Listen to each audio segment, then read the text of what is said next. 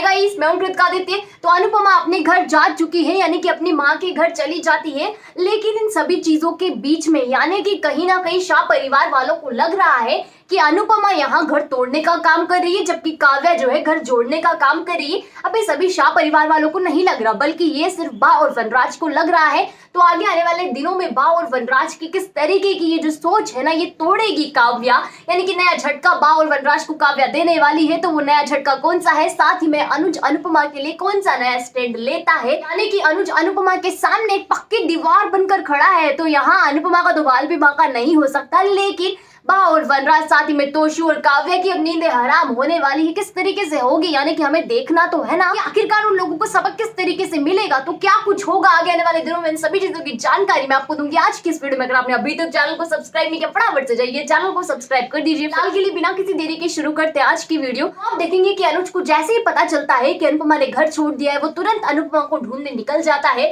अब यहाँ अनुज और अनुपमा एक दूसरे से बातचीत करते हैं, लेकिन अनुपमा जैसे कहती है ना कि वो दोस्त है और उस पर ये जो सारी चीजें वो सॉर्ट आउट कर लेगी। तो अनुज को कहीं ना कहीं लगता है कि अनुपमा अब वैसी नहीं रही जैसी पहले थी, बल्कि अब वो पहले से ज्यादा मजबूत हो चुकी है। इसके बाद आप देखोगे कि अनुपमा अपनी माँ के घर जाती है, जहां पर उसकी माँ और उसका भाई यानी कि भावेश भाई और साथ ही में अनुपमा की माँ उसको कहती है कि बेटा तुमने बहुत अच्छा काम किया है, हमें गर्व है तुम्हारे ऊपर। हमारी बेटी ने यहाँ अपने सेल्फ रेस्पेक्ट के साथ कोई कॉम्प्रोमाइज नहीं किया, उसने अपने आत्म स्वाभिमान को चुना।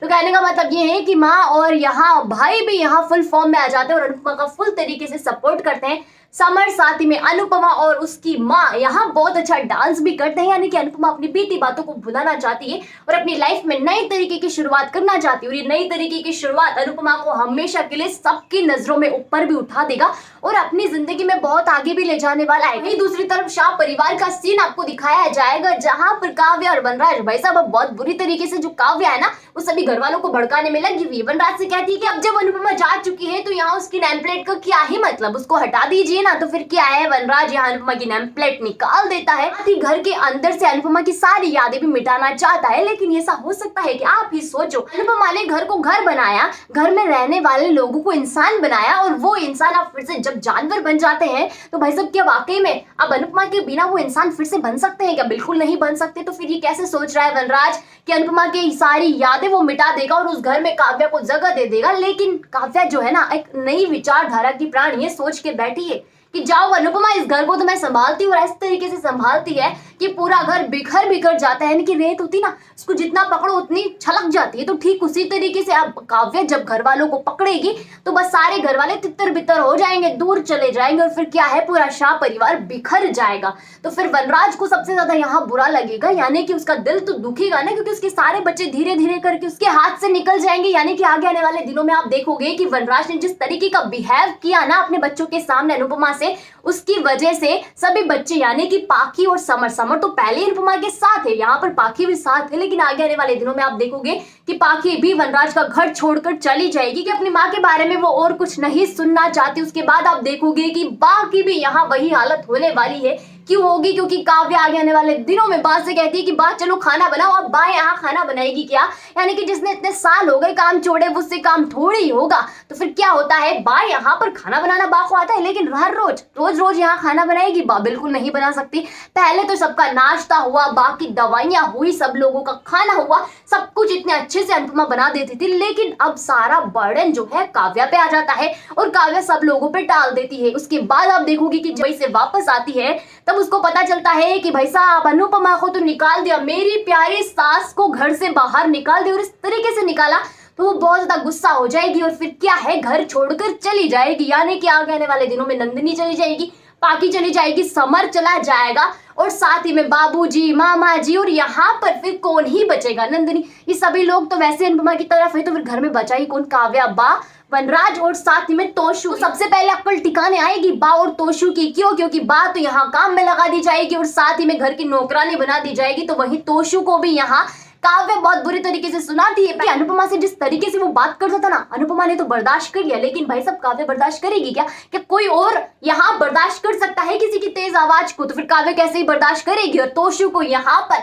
अपनी जिंदगी यानी कि सट्टी गुम हो जाएगी, उसको याद आएगी अनुपमा की यादें सारी। तो फिर क्या है, तोशु को भी अक्ल आ ही जाएगी।